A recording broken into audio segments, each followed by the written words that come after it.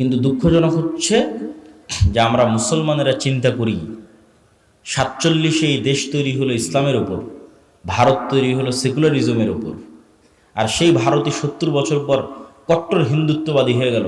আর 70 বছর পর আমরা কি বলছি? যে আমরা সেকুলার, আমরা ধর্মনিরপেক্ষ, আমি অনেক ভালো, আমি মৌলবাদের সাথে নাই, আমি ইসলামের সাথে নাই। এটাই তো দাসত্ব, এটাই তো গোলামি। এই জন্য শতভাগ তাওহীদ ছাড়া, শতভাগ নিজের দিনের উপর কঠোর হওয়া ছাড়া গোলামি থেকে মুক্তির কোনো রাস্তা নেই। পয়েন্ট নাম্বার 2, ঈমান বিল গায়বে ইয়াকিন। ঈমান বিল গায়বে ইয়াকিনের মাধ্যমে গোলামি থেকে মুক্তির রাস্তা আছে। কিভাবে? মনে করেন আজকে আপনারা আমাকে বাংলাদেশের ক্ষমতা দিয়ে দিলেন, বাংলাদেশের ক্ষমতায় যাওয়ার পর আমি কালকে ঘোষণা দিয়ে দিলাম এই দেশ শতভাগ ইসলামী রাষ্ট্র। ঘোষণা দেওয়ার 1 সেকেন্ডের মধ্যে ভারত এবং আমেরিকা বাংলাদেশকে বয়কট করবে অর্থনৈতিকভাবে। অর্থনৈতিকভাবে বয়কট করার পর বাংলাদেশে এখন যে সুযোগ সুবিধা আপনারা ভোগ করতেছেন, সেই সুযোগ সুবিধার ভোগ করতে পারবেন না। এই বিদ্যুৎ আর থাকবে না, থাকবে অনেক অল্প, হয়তো 20%, যতদিন না পূর্ণাঙ্গ উৎপাদন না করা হয়েছে। ভারতের আদানির লাইন বন্ধ করে দেবে, আরও কত কি, রাশিয়ারটাও বন্ধ হয়ে যেতে পারে, সব বন্ধ হয়ে যাবে। বিদেশ থেকে ডলার আসবে না, ইউরো আসবে না, প্রবাসীদের ধরে ধরে পাঠিয়ে দেবে, অনেক কিছু। গার্মেন্টসে ক্রয় আদেশ বাতিল হয়ে যাবে। আপনার গাইবান্ধার কত মানুষ গার্মেন্টস থেকে ইনকাম করতেছে, ওরা ইনকাম পাবে না, বাড়ি ফেরত চলে আসবে। তো যখন দেখবেন যে এরকম ভয়ঙ্কর ম্যাসাকার চলতেছে, আপনি বলবেন যে রাখো তোমার দিন, রাখো তোমার ইসলাম, নামাও আবদুল্লাহকে, দরকার নাই, এর চেয়ে আগেরটাই ভালো ছিল। এটাই বাস্তবতা। তাহলে কখন ইসলামের বিজয় সম্ভব হবে? যখন অন্তত 20%, বাংলাদেশের অন্তত 20 থেকে 30% মানুষের ঈমান বিল গায়বে ইয়াকিন থাকবে। ঈমান বিল গায়ব কি? ঈমান বিল গায়বের একটা বড় পার্ট হচ্ছে পরকাল। 6 নাম্বার, ওয়াবিল আখিরাতি হুম ইউকিনুন, সূরা বাকারার মধ্যে আল্লাহ বলেছেন আল্লাযীনা ইউমিনুনা বিল গায়ব, যারা গায়বে ইয়াকিন রাখে। আর শেষ করছেন ওয়াবিল আখিরাতি হুম ইউকিনুন, পরকালে ইয়াকিন রাখে। তো পরকালে ইয়াকিন রাখা মানে কি? পরকালকে ভিজুয়ালাইজ করতে পারা, দেখতে পাওয়া। মুসলমানদের জীবন পরকাল ভিত্তিক। পরকালকে যতক্ষণ আপনি চোখ বন্ধ করে দেখতে না পাবেন, বারজাখী জীবনকে যতক্ষণ দেখতে না পারবেন, ততক্ষণ আপনি এই দুনিয়ার মোহ থেকে বের হয়ে আসতে পারবেন না। আর যতক্ষণ এই দুনিয়ার মোহ থেকে বের হয়ে আসতে না পারবেন, ততক্ষণ আপনাকে দিয়ে বিজয় হবে না। আল্লাহ সুবহানাহু ওয়া তাআলা কোরআন মাজিদে বলছেন, আম হাসিবতুম আন তাদখুলুল জান্নাহ ওয়ালাম্মা ইয়াতিকুম মাসালুল লাযীনা খালাউ মিন ক্বাবলিকুম মাসাতহুমুল বাসা ওয়াদ দাররা ওয়াজুলজিলু হাত্তা ইয়াকুলা রাসূলু ওয়াল্লাযীনা আমানু মাআহু মাতা নাসরুল্লাহ। জান্নাত কি তোমাদের মামার বাড়ি? জান্নাত কি তোমাদের নানির বাড়ি? এখন পর্যন্ত সেই জুলুম, সেই অত্যাচার সহ্য করলো না। যেই জুলুম, যে অত্যাচার তোমাদের পূর্বে যারা চলে গেছে তারা সহ্য করলো। তারা কি সহ্য করেছে? সূরা বুরুজে আল্লাহ বলছেন, ওয়ামা নাকামু মিনহুম ইল্লা ইউমিনু বিল্লাহিল আজিজিল হামিদ। পুরো একটা এলাকার মানুষকে আগুন জ্বালিয়ে পুড়িয়ে দেওয়া হচ্ছে, এবং ওই এলাকার মানুষেরা স্বেচ্ছায় আগুনের মধ্যে ঢুকে যাচ্ছে। তাদেরকে শর্ত দেওয়া হয়েছে, হয় ঈমান পরিত্যাগ করো, না হয় আগুন রেডি আছে। তাহলে একটা পুরো সুন্দরগঞ্জের সকল মানুষ স্বেচ্ছায় কিভাবে আগুনে পুড়ে মারা যেতে পারে? একটাই রাস্তা আছে। সুন্দরগঞ্জের মানুষ যেদিন দেখতে পাবে সামনে যে আগুনটা জ্বলতেছে, এটা জান্নাত। এটা কিসের আগুন? এটা জান্নাত। আর পিছনে আমার বাড়িতে যে লাইট, ফ্যান, বিদ্যুৎ, এসি চলতেছে, ওখানে তো জাহান্নামের আগুন জ্বলতেছে। এই ইয়াকিন ছাড়া সম্ভব নয়। আসহাবুল উখদুদের এই ইয়াকিন ছিল, তারা স্বেচ্ছায় আগুনে চলে গেছে, কেন? ওই আগুনের মধ্যে ওরা জান্নাত দেখতে পাচ্ছিল। আর ওদের বাড়িতে ঘরে ওরা জ্বলন্ত জাহান্নামের আগুন দেখতে পাচ্ছিল। এটাই ইয়াকিন, এটাই পরকালের উপর ইয়াকিন। অন্তত 20% মানুষের এই লেভেলের যতক্ষণ ঈমান না হবে, ততক্ষণ ইসলামের বিজয় হবে না।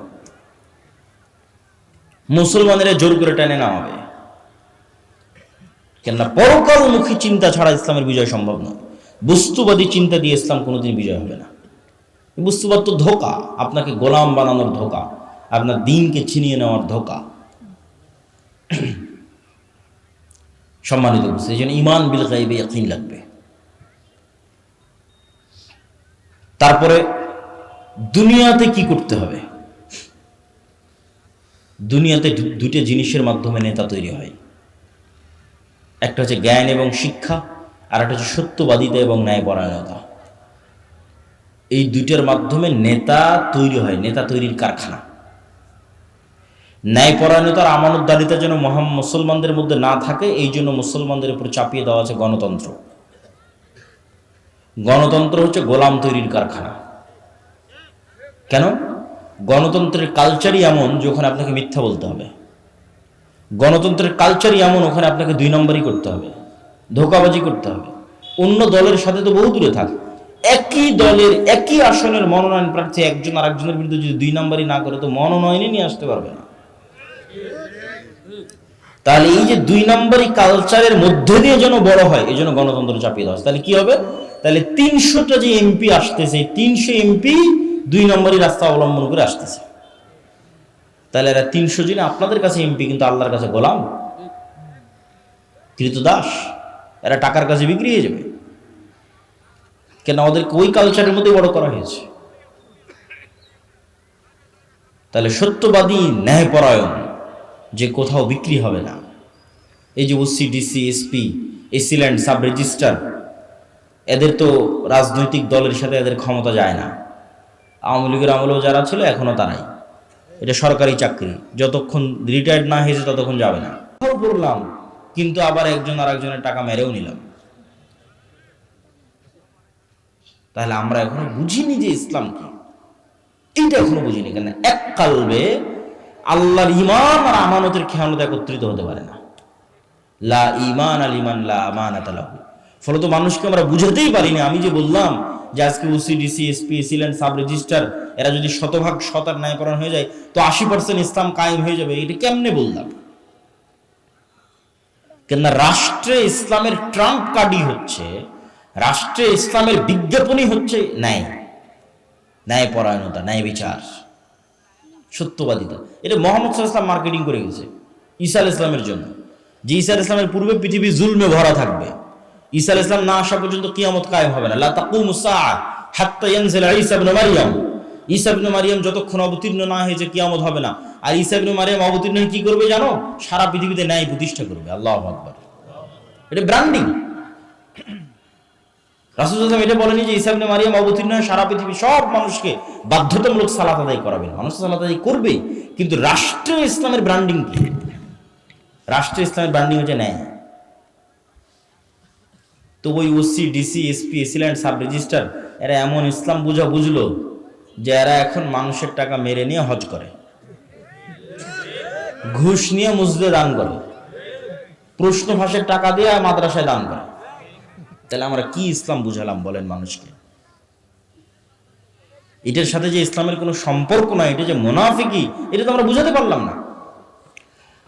এইটার তো দিনের সাথে ঠাট্টা আছে, এটা তো মুনাফিকি আছে। ধরেন একজন মানুষ হারাম নয় হালাল টাকা দিয়ে দান করলো, একজন মানুষ 5 ওয়াক্ত সালাত জামাতে মসজিদে আদায় করলো, রাতে তাহাজ্জুদের সালাত আদায় করলো, তবুও ওই রাতে তাহাজ্জুদ সালাত আদায়কারীর চেয়ে আর আল্লাহর রাস্তায় হালাল টাকা দানকারীর চেয়ে ওসি যদি শুধু তার নিজ চেয়ারে বসে ন্যায় প্রতিষ্ঠা করতে শতভাগ, ওটা বেশি নেকির কাজ ছিল।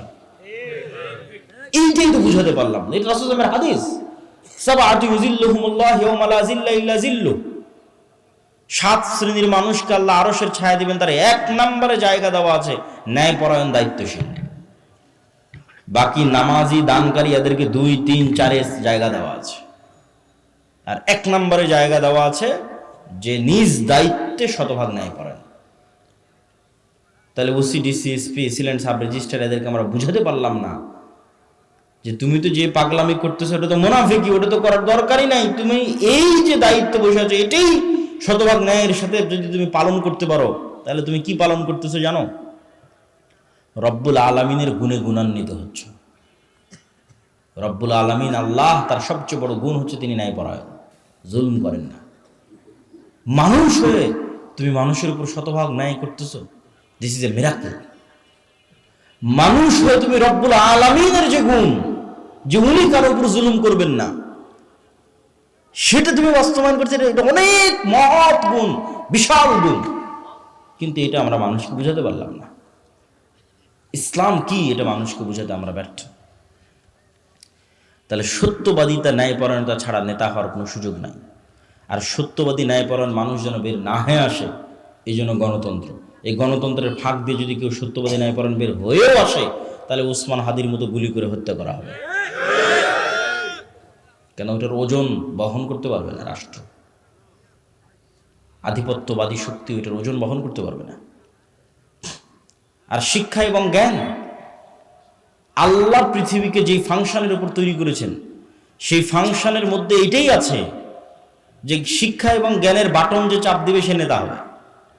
এখন সুন্দরগঞ্জের যুবকেরা যদি সব free fire, PUBG, TikTok, IPL, BPL এগুলো নিয়ে ব্যস্ত থাকে, সময় নষ্ট করে, মদ, জুয়া, গাঞ্জা নিয়ে ব্যস্ত থাকে, আর ইউরোপ আমেরিকার ইহুদি খ্রিস্টানের সন্তানেরা যদি জ্ঞান অর্জন করে, তো আল্লাহ বলবে না এই ইহুদি খ্রিস্টান তোদের নেতা বানাবো না, আমার সুন্দরগঞ্জে কিছু মদখোর জুয়াখোরকে নেতা বানাবো। এটা আল্লাহ করবেন না। আল্লাহ নিজের তৈরি করা রুলস ভাঙ্গেন না। ওই ইহুদি খ্রিস্টানের নেতা হয়ে যাবে। আর এই সুন্দরগঞ্জের মদখোর জুয়াখোর মুসলমান হওয়ার পর গোলাম থাকবে। কেন? আমার পায়ে গোলামের জঞ্জির সে নিজে বেঁধেছে, কিছু করার নেই। আল্লাহ এই সিস্টেম তৈরি করেছে যে জ্ঞানী নেতা হওয়া যায়। কেন বলেন তো? আল্লাহ নিজে সবার চেয়ে জ্ঞানী। আদম আলাইহিস সালাতু ওয়াস সালামকে জ্ঞান দিয়ে, আল্লাহ সম্মান দিয়ে ফেরেশতা এবং জিন দিয়ে সিজদা করিয়েছে। ইবলিস করেনি, ইবলিস বোঝেইনি, ইবলিসের প্রশ্নই ভুল। ইবলিস প্রশ্ন করেছে আমি তো আগুনের তৈরি। আরে পাগলা, আগুনের তৈরি আর নূরের তৈরি এগুলো তো কথা নয়, জ্ঞান তো তোমার চেয়ে বেশি। আদম আলাইহিস সালাতু ওয়াস সালামকে জ্ঞান দেওয়া হয়েছে তোমার চেয়ে বেশি, নাহলে তোমার আগুনের চেয়ে নূরের তৈরি ফেরেশতা তো আরো শ্রেষ্ঠ। নূরের তৈরি ফেরেশতা কি জন্য সিজদা করতেছে, আর তুমি আগুনের তৈরি হয়ে কি বলতে চাও, কি বুঝাতে চাও? জ্ঞানই শ্রেষ্ঠত্ব, জ্ঞানই ক্ষমতা। আল্লাহ তলুতকে যখন নেতা বানালেন তখন বলছেন বাসতাতান ফিল ইলমি ওয়াল জিসম, আমি তলুতকে নেতা বানিয়েছি জ্ঞানের জোরে, জ্ঞানের ক্ষমতায়। কিন্তু আজ মুসলমানদের সাথে জ্ঞানের কোনো সম্পর্ক নেই, বই পুস্তক পড়ার কোনো সম্পর্ক নাই। তাহলে কিভাবে নেতা হবেন? গোলামির জিনজির তো আমরা আমাদের পায়ে নিজেরাই বেঁধেছি। এবার কল্পনা করেন যে 500 জন যদি এমন যুবক তৈরি হয়, যে 500 জন যুবক শতভাগ তাওহীদে বিশ্বাসী, শতভাগ ঈমান বিল গায়বে ইয়াকিন রাখে, মানে পরকাল দেখতে পায়, বস্তুবাদী নয়, আবার জ্ঞানে সর্বোচ্চ। আবার জ্ঞান টাকা দিয়ে কিনে নেওয়া যায় না। কত ডাক্তার, ইঞ্জিনিয়ার নিবেন, অনেক জ্ঞান অর্জন করেছে, পিএইচডি ডিগ্রিধারী, একটা 1 লাখ, 5 লাখ, 1 কোটি টাকার জন্য স্বাক্ষর বিক্রি করে দিচ্ছে। বন্দরে বসে আছে, চিটাগাং বন্দরে, মেডিকেলগুলোতে বসে আছে, গাড়ি হাতিয়ে দিবে, কোম্পানির ওষুধ লিখবে। ও কি জ্ঞানী নয়? জ্ঞানী, কিন্তু আর জ্ঞানকে বিক্রি করে দিয়েছে, ন্যায়পরায়ণ নয়। তাহলে কল্পনা করেন যে 500 এরকম যুবক তৈরি হয়েছে যারা সর্বোচ্চ ডাক্তার, সর্বোচ্চ ইঞ্জিনিয়ার, কিন্তু বিক্রি হয় না, কেউ কিনতে পারে না ওদেরকে। ন্যায়পরায়ণ, সত্যবাদী, আবার তাওহীদে সর্বোচ্চ, শতভাগ তাওহীদে বিশ্বাস রাখে, আবার ঈমান বিল গায়বে ইয়াকিন রাখে। এদেরকে পরাজিত করবে এরকম কোনো শক্তির জন্মই হয়নি পৃথিবীতে। কিন্তু হ্যাঁ, এরকম 500 যুবক তৈরি হয়ে গেলে তারা পৃথিবীর জন্য, সাম্রাজ্যবাদী শক্তির জন্য হুমকি। তখন তারা এদেরকে ধ্বংস করতে চাইবে, হত্যা করতে চাইবে। আর যখন ধ্বংস এবং হত্যা করতে চাইবে, তখন আল্লাহর সাহায্য লাগবে। আল্লাহর সাহায্য ছাড়া মুসলমানদের বিজয় আগেও কোনোদিন হয়নি, পরেও কোনোদিন হবে না। দুনিয়ার শক্তিতে মুসলমানদের বিজয় হয় না। দুনিয়ার শক্তি চেষ্টার অংশ, বিজয় হয় কি দিয়ে? একটু কথা বলেন তো, কি দিয়ে বিজয় হয়? আল্লাহর সাহায্য দিয়ে বিজয় হয়। তা আল্লাহর সাহায্য কেমনে পাবেন? আল্লাহর সাহায্য পাওয়ার জন্য 2টা বড় মাধ্যম আছে, প্রযুক্তি আছে, অস্ত্র আছে আল্লাহর সাহায্য পাওয়ার। একটা সালাত আর একটা জিকির। 5 ওয়াক্ত সালাতের তো লাগবেই। 5 ওয়াক্ত সালাতের পরে আরো একটা সালাত খুবই পাওয়ারফুল, এটা হচ্ছে রাতের সালাত। আর জিকির তো আছেই, কিন্তু জিকিরের মধ্যে একটা জিকির খুবই পাওয়ারফুল, এটা হচ্ছে সকাল সন্ধ্যার জিকির। কিন্তু এই সালাত এবং এই জিকির কেন পাওয়ারফুল, এই সালাত এবং জিকির দিয়ে কেমনে আল্লাহর সাহায্য আসবে, এটা একটু বুঝে তারপরে আমাদেরকে সামনের দিকে আগাতে হবে। দেখেন, এখান থেকে ঢাকা অথবা আমেরিকা অথবা রাজশাহীতে কোনো ভালো টিচার যদি থাকে, তার সাথে আপনি অনলাইনে ক্লাস করতেছেন লাইভ, অথবা অনলাইনে ফোনে কথা বলতেছেন লাইভ। তো এই যে অনলাইনে ফোনে লাইভ কথা বলতেছেন, লাইভ ক্লাস করতেছেন লগ ইন করে পাসওয়ার্ড দিয়ে, তো তো হাজার হাজার কিলোমিটার দূরে থাকা টিচারের মুখোমুখি হয়েছেন ইন্টারনেট দিয়ে, জুম দিয়ে, হোয়াটসঅ্যাপ দিয়ে। তো এইটা যে প্রযুক্তি, এই প্রযুক্তির চাইতেও লক্ষ কোটি গুণ টপ লেভেলের প্রযুক্তি হচ্ছে আমি দুনিয়াতে বসে আছি আর আমার সাথে 7 আসমানে থাকা রব্বুল আলামিন লাইভ কানেক্টেড হবেন। ওটা হচ্ছে সালাত। রব্বুল আলামিনের সাথে রব্বুল আলামিন 7 আসমানে আরশে, আমি দুনিয়ায়, কিন্তু মুখোমুখি হবো, লাইভ, সরাসরি কথা হবে। ওটার প্রযুক্তি সালাত, ওটার জন্য সালাতে দাঁড়াতে হবে, সিস্টেম ওইটা, ফরম্যাট ওইটা, যেটা আমার পূর্বের বক্তা বলছিলেন, এটা গায়েবে নির্ধারিত ফরম্যাট, লাউহে মাহফুজে নির্ধারিত ফরম্যাট। সেম হুবহু ওই ফরম্যাট যখন আপনি ধারণ করবেন, কানেকশন তৈরি হয়ে গেছে। ফরম্যাটে উল্টাপাল্টা হয়ে গেলে কানেকশন হবে না, নেটওয়ার্ক কাজ করবে না, অ্যাক্টিভ হবে না, ফাংশন করবে না। এই জন্য ফরম্যাট হুবহু এরকমই থাকা লাগবে, যেমনটা লাউহে মাহফুজে, লাউহে মাহফুজ থেকে জিব্রাইল, জিব্রাইল থেকে মোহাম্মদ সাল্লাল্লাহু আলাইহি ওয়াসাল্লাম, মোহাম্মদ সাল্লাল্লাহু আলাইহি ওয়াসাল্লাম থেকে কোরআন এবং হাদিসে। তো কোরআন এবং হাদিসে যেভাবে ফরম্যাট দেওয়া আছে ওটাই হতে হবে। তাহলে ওই ফরম্যাট দিয়ে আপনি এখন জমিনে বসে থেকে রব্বুল আলামিনের সাথে কানেকশন হবে।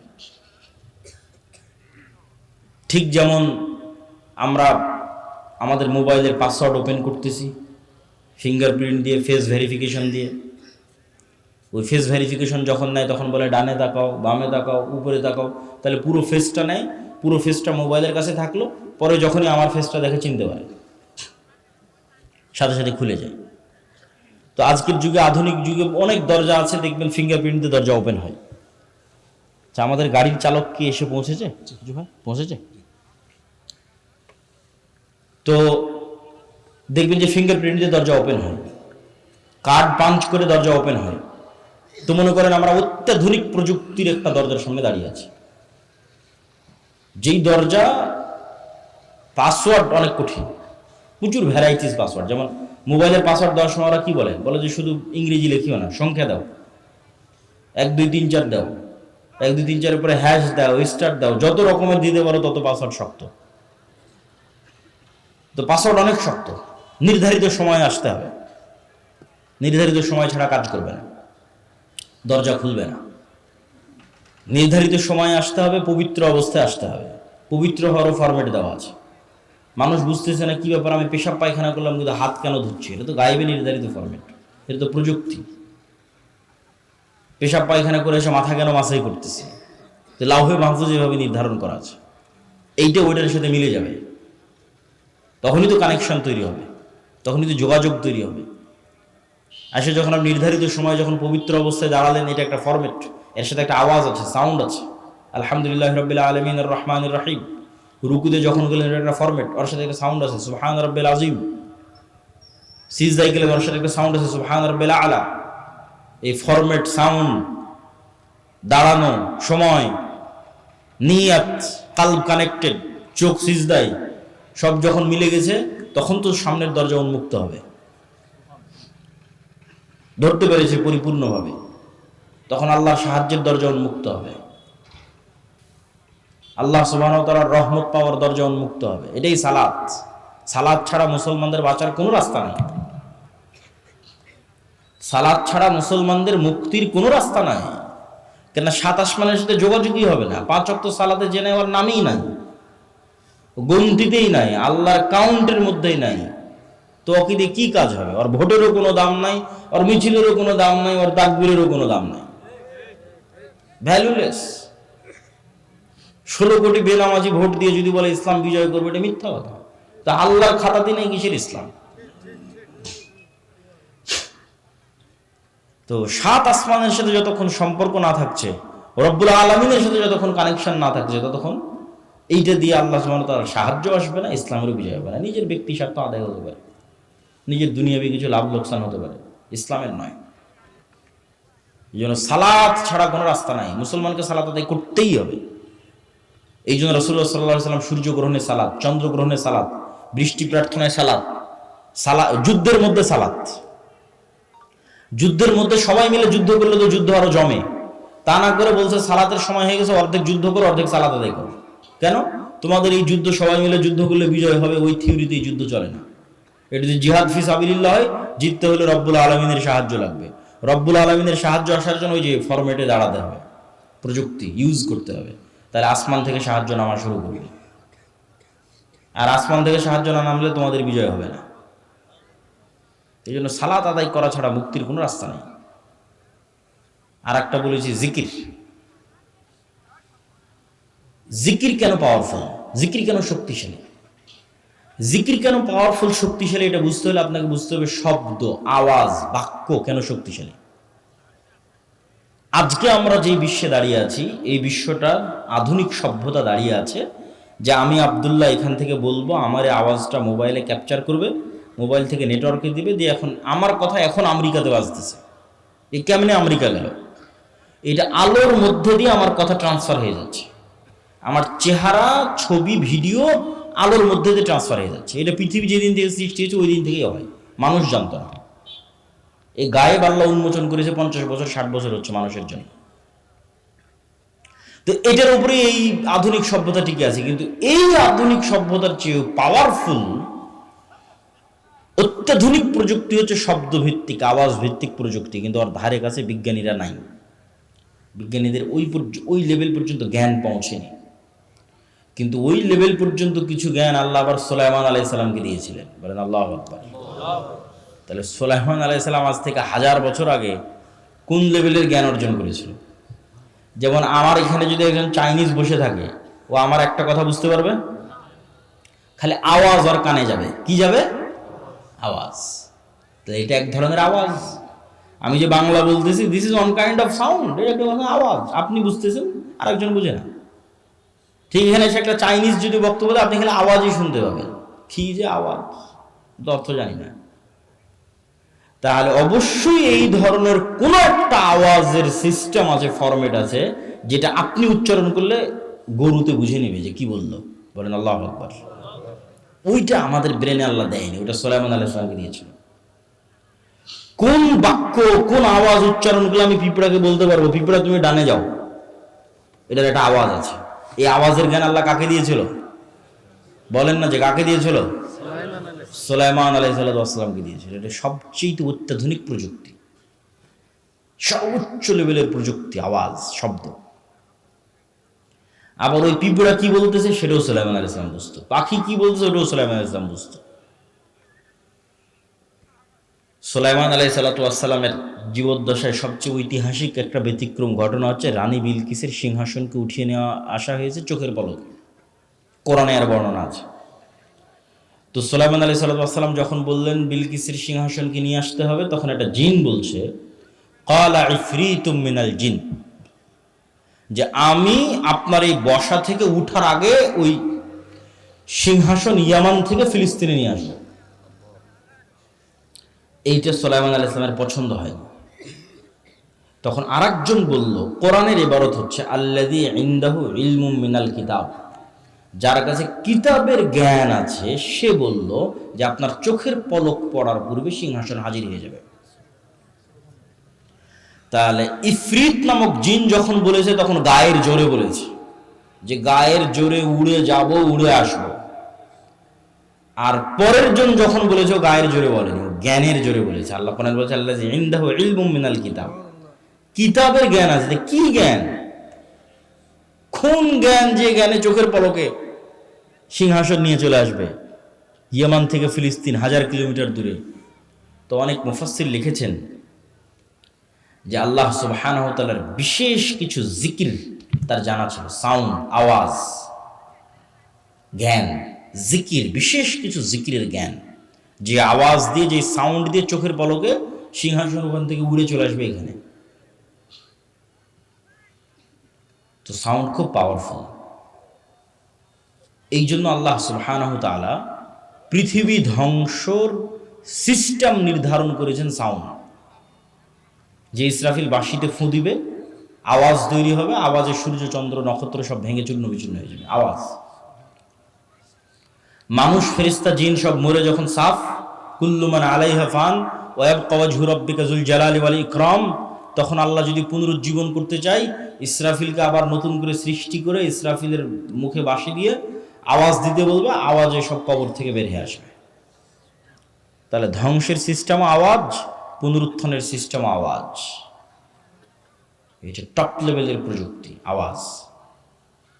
এই জন্য মুসা আলাইহিস সালামকে যে লাঠি দেওয়া হয়েছে, মুসা আলাইহিস সালামের যে মুজিজার পাথর ছিল, যেটাতে আঘাত করে বৃষ্টি তৈরি, ঝর্ণা তৈরি হয়েছিল, যে পাথর আর লাঠি বানু ইসরায়েলরা বহন করতো তাবুত নাম দিয়ে, কোরআনে আছে তাবুতের কথা, আর সাকিনা তাবুত, ওরা সব যুদ্ধ ওটা নিয়ে যেত, ওটার বরকতে ওদের বিজয় হয়ে যেত।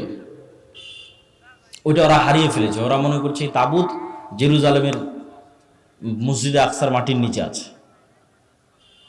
তো ওদের ওই তাবুতের চেয়েও, মুসা আলাইহিস সালামের লাঠির চেয়েও, মুসা আলাইহিস সালামের হাতের মুজিজার চেয়েও, ঈসা আলাইহিস সালামের মৃত্যুকে জীবিত করার চেয়েও পাওয়ারফুল জিনিস মুসলমানদের কাছে আছে। সেটা হচ্ছে সরাসরি আল্লাহর আওয়াজ, কোরআন। বলেন আল্লাহু আকবার। কোরআন সরাসরি আল্লাহর আওয়াজ, আল্লাহর সাউন্ড, আল্লাহর শব্দ, আল্লাহর বাক্য, যেটা জিব্রাইল হয়ে মুহাম্মদ সাল্লাল্লাহু আলাইহি ওয়াসাল্লাম হয়ে আমাদের পর্যন্ত এসেছে। এই জন্য কোরআন তেলাওয়াত বিশুদ্ধ হতে হবে, যাতে হুবহু মুহাম্মদ সাল্লাল্লাহু আলাইহি ওয়াসাল্লামের মতো হয়। ফরম্যাট মিলবে, তখন বেশি কাজ করবে, এবং ওইভাবে ওই লেভেলের আরবি বুঝতে হবে। এটাই মুসলমানদের সবচেয়ে বড় সম্পদ, সবচেয়ে বড় প্রযুক্তি, যার সামনে পৃথিবীর কোনো শক্তি টিকতে পারবে না।